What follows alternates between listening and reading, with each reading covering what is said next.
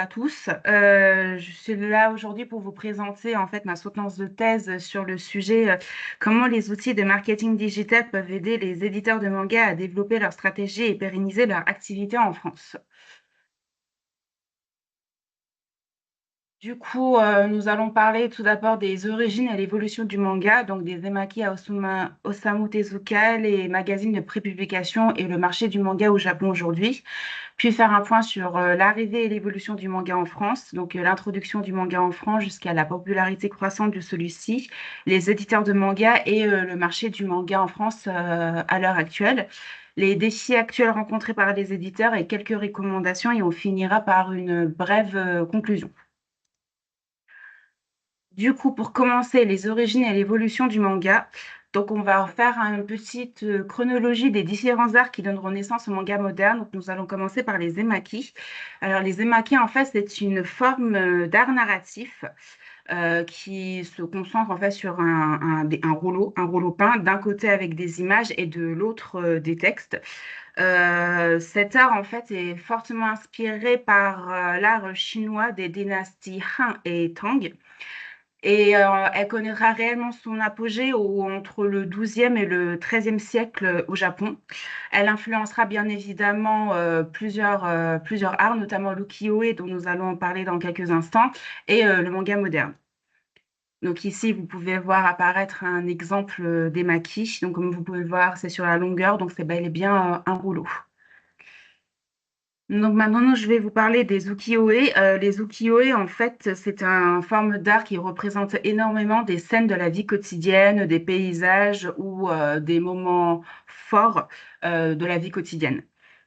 Cet art, en fait, au tout début, était peint à la main, comme les maquis, mais il évoluera au fur et à mesure du temps pour devenir des estampes sur bois, donc des sortes de gravures. Et en fait, cette évolution permettra en fait une diffusion beaucoup plus vaste de cet art. Elle évoluera par la suite sur le Nishikie, qui apparaîtra à la fin de l'époque Edo. La plus grande différence de Nishikie et de l'ukiyo-e est que le Nishikie, en fait, utilise une palette de couleurs beaucoup plus vive que l'ukiyo-e, qui est beaucoup plus monochrome ou bicolore. Et il faut aussi savoir que le Nishikie utilise aussi des expressions faciales plus expressives. Donc, vous pouvez voir ici à gauche un exemple d'ukiyo-e. Du coup, c'est la fameuse grande vague de Kanagawa. Donc, je pense que la plupart des gens ont déjà dû l'apercevoir une fois dans sa vie.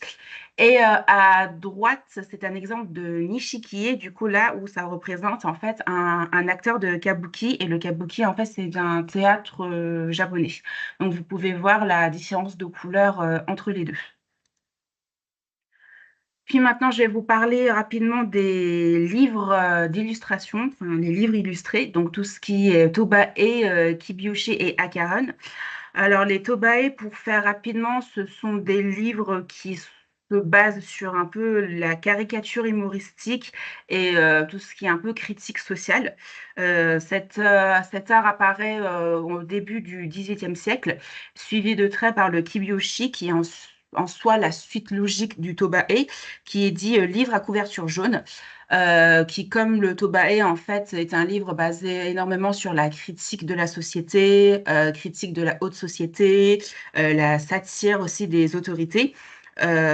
Contrairement aux Acheron, donc les Acheron, ce sont les livres à couverture dite rouge, qui sont plus sur des récits folco- folkloriques, j'y y arrivé, des récits héroïques comme des récits de samouraïs. La différence des Akeron et de Kibyoushi, c'est que le Kibyoushi est plus destiné à la haute société. Oui, à la haute société et les Akeron plus destinés aux citoyens dites lambda. Et aussi, du coup, les Akeron a permis du coup de démocratiser la lecture au Japon. Donc là, si vous voulez, vous avez un exemple à gauche des Tobae et à droite des Kibyoushi. Ensuite, je vais vous parler de l'ère Meiji et l'ère Meiji en fait se concentre surtout sur l'ouverture des frontières et notamment l'ouverture des frontières aux Occidents. Et qui dit ouverture de frontières dit nouvelles influences et nouvelles personnalités, notamment du coup le Britannique Charles Wingram et le Français Georges Ferdinand Bigot qui ont énormément influencé des artistes japonais. En fait, ils ont surtout apporté la caricature occidentale, comme vous pouvez le voir dans ces deux exemples. Donc, vous avez à gauche un exemple du magazine Japan Punch fondé par Charles Wingram et à droite un dessin de Georges Ferdinand Bigot dans le journal satirique Tobae. Et ces deux occidentaux, en fait, ont influencé notamment un artiste japonais très connu qui est Kitazawa Yasuji, plus connu sous le nom de Rakuten Yasuji, qui est du coup son nom d'artiste. Et en fait, tout simplement le pionnier en fait du manga moderne, parce qu'en 1902, il va créer un manga qui s'appelle Togasaku to Mokube no Tokyo Genbutsu. Donc en fait, c'est l'un des premières bandes dessinées qui sera sérialisée au Japon dans les journaux. Et comme vous pouvez le voir, hein, on le constate très fortement, l'influence des Occidentaux sur l'humour. Et enfin, on va parler de Osamu Tezuka. Donc, Osamu Tezuka, qui est dit le dieu du manga par les Japonais, qui a en fait tout simplement introduit une nouvelle forme de narration dans le manga qui est fortement inspirée du cinéma américain et notamment en fait des films d'animation Disney. En fait, il a permis de créer une narration avec des personnages beaucoup plus profonds, plus complexes et aussi des histoires beaucoup plus poussées. Donc ici, vous pouvez voir une photo de Osamu Tezuka avec des figurines de sa série Astro Boy. Donc maintenant, je vais vous parler rapidement des magazines de prépublication. Donc les magazines de prépublication jouent un rôle central dans l'industrie du manga au Japon, à l'époque comme encore aujourd'hui. Pour vous faire simple, les magazines de prépublication, c'est un magazine en fait qui regroupe plusieurs séries d'auteurs différents qui sont publiées soit hebdomadaire, de manière hebdomadaire, soit de manière mensuelle, dépendant de l'éditeur. Je vais vous parler rapidement des leaders du marché qui sont du coup le Weekly Shonen Jump publié par Shueisha, dont la maison mère est Shogokan, et le Weekly Shonen Magazine donc de Kodansha. Ces deux magazines possèdent les séries en fait les plus populaires du manga. Shueisha par exemple possède Dragon Ball, One Piece ou encore récemment Jujutsu Kaisen. Vous avez un exemple de deux magazines de l'époque à votre droite. Ensuite, le marché du Japon aujourd'hui. Alors, comme je le disais tout à l'heure, le magazine de prépublication est toujours au centre en fait du marché du manga au Japon, mais plus de manière papier, parce que comme vous pouvez le voir, en fait, vous pouvez voir en bleu dans ce graphique la chute du magazine papier face au numérique. C'est-à-dire que en 2021, le magazine papier ne faisait plus que 627 millions de yens en chiffre d'affaires contre 3420 milliards de yens pour le numérique. Il faut savoir que le numérique représentait en 2014 887 milliards de yens et en 2021, il représentait déjà 4 en 2021, pardon, là c'est 2022 et en 2021, il représentait 4 462 milliards de yens. C'est-à-dire qu'en fait, son chiffre d'affaires a été multiplié par 5 en moins de 10 ans. En 2022, le marché total du manga a atteint 6 759 milliards de yens, ce qui est un chiffre qu'ils eux-mêmes n'ont jamais atteint depuis plus de 20 ans. Et dans ce chiffre, 4114 milliards de yens provenaient du numérique, c'est-à-dire près de 60% du marché, contre 2087 milliards de yens pour les versions papier, donc 30% du marché. Et la version papier, que vous pouvez le voir dans ce graphique, est en jaune. Donc en fait, il diffère des magazines. L'arrivée du manga en France. Pour faire un rapide point sur l'introduction du manga en France, ça n'a pas été très très simple au tout début.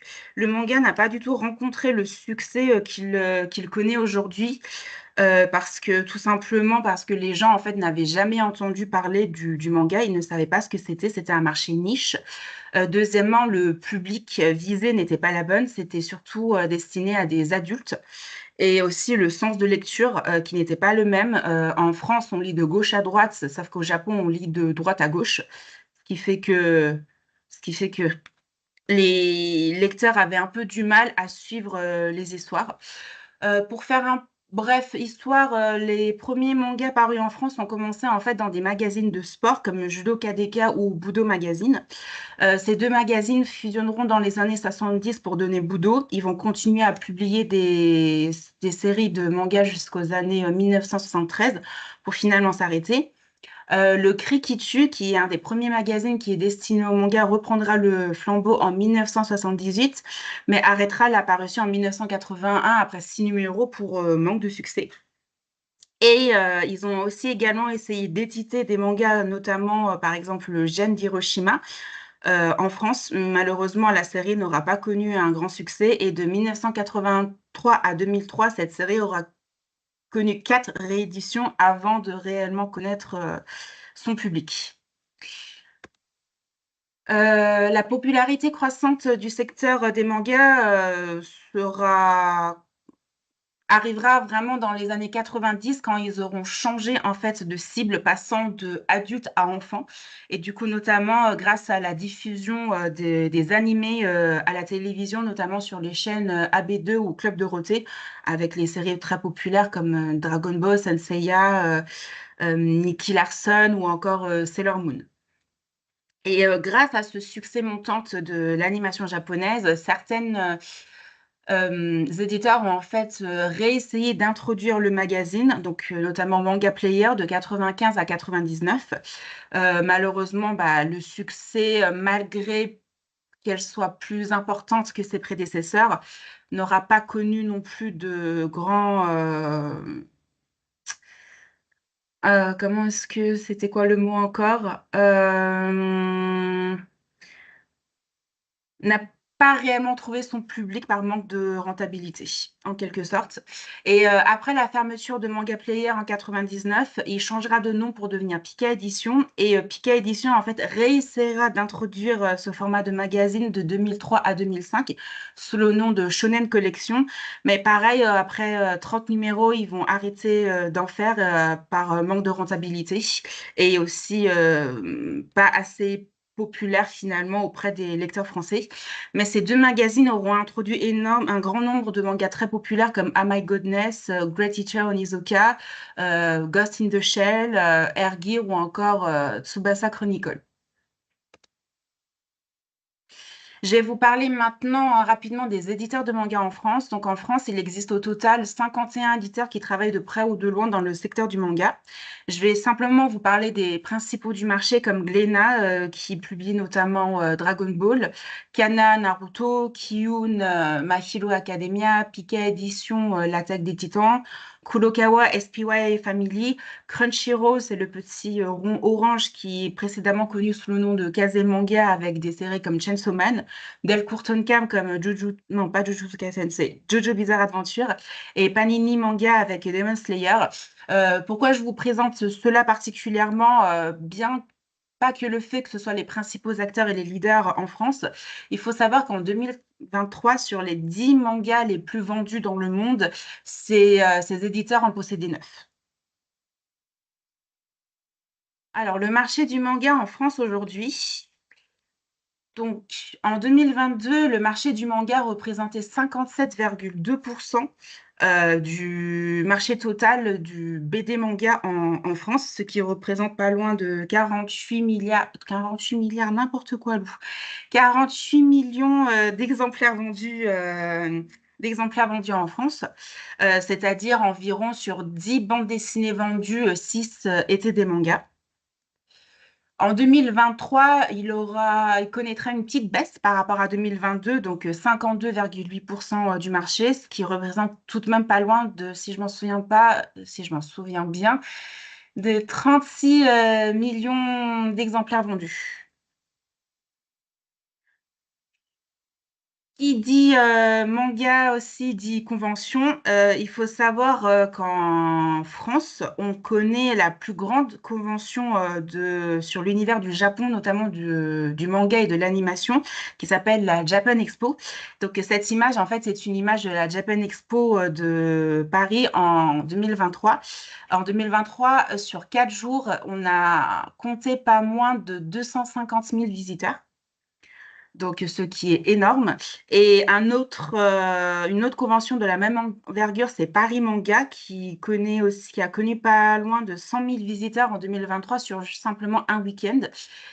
Pourquoi autant de chiffres? C'est bien évidemment parce que ce sont des conventions connues à l'international. La Japan Expo, notamment, énormément d'éditeurs en Europe et au Japon font le voyage pour venir participer à cet événement, pour voir comment ça se passe en France et aussi faire un peu en tout cas pour les éditeurs européens, regarder un peu les mangas qui fonctionnent en France pour ensuite les reprendre dans leur pays.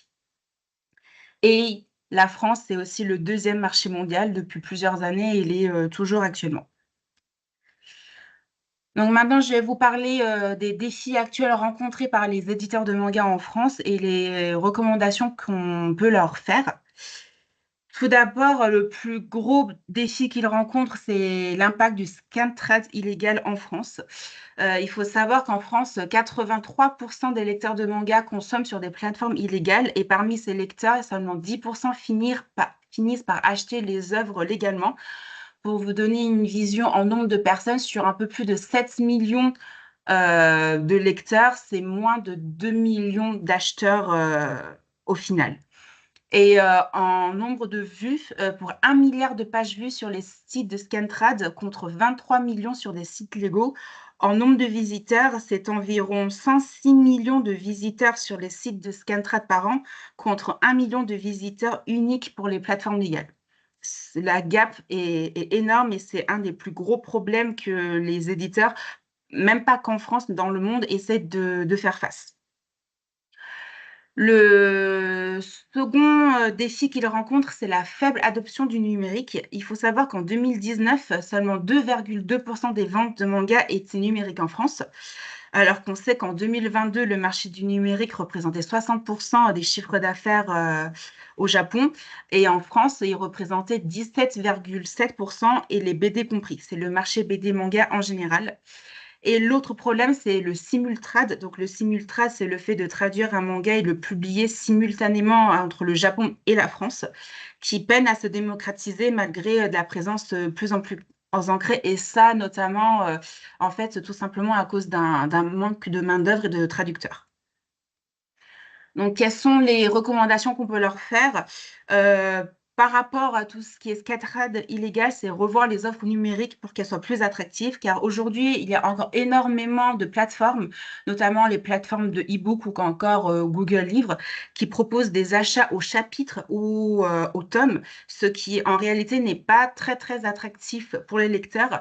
Le format Webtoon, par exemple, ou les formats de Manga Plus, donc la plateforme de lecture de Shueisha, ou encore manga.io sont beaucoup plus attractifs étant donné que Webtoon en fait propose un format freemium, c'est-à-dire que la plupart de leurs mangas est gratuit avec seulement quelques chapitres payants, notamment les derniers chapitres sortis. Manga Plus et manga.io en fait proposent un abonnement par mois, un peu comme Netflix, où ils ont accès à l'entièreté en fait du catalogue proposé. Et ceux-là en fait sont une forme beaucoup plus attractive aujourd'hui pour les lecteurs. Il faudrait aussi en fait penser à mener une enquête pour comprendre ce qui freine les consommateurs face au numérique. Alors, il faut savoir un point, c'est qu'en France, on est encore très très ancré sur la version papier. On est l'un des seuls pays qui imprime les webtoons. Donc, les webtoons, c'est originellement que du digital pour les vendre en version papier. Tellement on aime le papier. Il y a ce côté-là et je pense qu'il y a aussi autre chose qui peut bloquer en fait les consommateurs et ça, c'est une enquête en fait à mener pour savoir quelles sont les solutions qui peuvent mener. Communiquer sur les avantages du numérique et proposer des contenus exclusifs aux versions numériques. Il faut savoir que les lecteurs de manga en fait aiment énormément les contenus exclusifs, que ce soit en version papier ou numérique. Augmenter la rapidité et le volume des tomes et de chapitres traduits légal. Malheureusement, pour ça, il faut en plus engager beaucoup plus de main-d'œuvre, ce qui peut être un coût, mais ils peuvent potentiellement investir en fait dans des IA de traduction spécialisées. Il y a notamment une entreprise, en fait une start-up au Japon qui s'appelle Orange Inc., qui a cette année, au mois de mai, investi pas loin de 4 millions de dollars dans une IA de traduction pour contrer en fait le scantrad illégal et Shogakukan, donc la maison mère de Shueisha, fait partie est un des comment je pourrais dire ça? Pas forcément collaborateur non plus, mais l'un des personnes qui sont, on va dire, derrière et qui soutient en fait ce projet. Les autres défis qu'ils rencontrent, notamment pour les petits éditeurs, il faut savoir que les petits éditeurs font face à des défis logistiques importants et on peine à obtenir une visibilité suffisante en librairie. Il faut savoir qu'en fait, ce problème est aussi dû par rapport aux imprimeurs. Les imprimeurs de manga chez les éditeurs fonctionnent en fait par slot. Donc un slot pour un éditeur. Et malheureusement, les leaders du marché en France monopolisent énormément ces slots et les petits éditeurs peinent à trouver un créneau en fait pour pouvoir imprimer leur manga. Les coûts de production élevés aussi, notamment parce que pour faire un chapitre, on compte entre 1000 et 3000 euros en France pour faire un chapitre d'un manga et des problèmes de logistique pour les petits éditeurs comme pour les grands, notamment sur les collecteurs de certaines séries où pas mal de problèmes de logistique ont été recensés ces dernières années. Et le dernier défi qu'ils rencontrent, c'est les outils digitaux et les défis des community managers. C'est-à-dire qu'il y a un manque de connaissances approfondies sur les outils digitaux. Ils ne sont pas suffisamment conscients de nombreux outils qui leur est disponibles et également l'optimisation de méthodes de travail, que ce soit pour les community managers ou même pour le reste de l'équipe dans tout ce qui est marketing, communication. Donc, quelles sont les recommandations qu'on peut leur faire? Les éditeurs, du coup, pourraient utiliser l'IA pour optimiser la logistique et la gestion des créneaux d'impression. Donc, en fait, ça leur permettrait de savoir exactement combien de tomes il faudrait imprimer à l'avenir pour telle série, qui permet, du coup, de dégager certains slots pour les petits éditeurs, etc. Former tout simplement les équipes sur les outils digitaux parce que comme j'ai personnellement travaillé chez un éditeur de manga, je sais que les personnes en fait ne sont pas formées pour, même si on peut en parler, on peut leur conseiller, le cap n'est pas forcément franchi encore aujourd'hui. Et par rapport aux community managers, ils perdent énormément de temps en fait à répondre à des questions très très récurrentes heu, sur des arrêts de commercialisation, sur des impressions, sur certaines dates de sortie, et cetera. Donc l'utiliser des chatbots pour améliorer l'expérience des lecteurs et répondre rapidement à leurs questions peut être une solution aussi et ça permettrait de dégorger en fait, les emplois du temps des community managers qui pourraient se concentrer, sur, d'autres tâches plus importantes que forcément répondre tout le temps aux mêmes questions. Alors, petite conclusion rapide. Du coup, les perspectives pour les éditeurs de manga, ça serait qu'ils doivent adopter des modèles économiques numériques plus attractifs comme les abonnements ou le freemium pour offrir une alternative viable et séduisante aux plateformes illégales et intégrer des technologies telles que l'IA pour transformer les opérations logistiques et marketing des éditeurs en optimisant les stocks et améliorer les prévisions de vente et aussi personnaliser l'expérience utilisateur. Du coup, merci pour votre attention.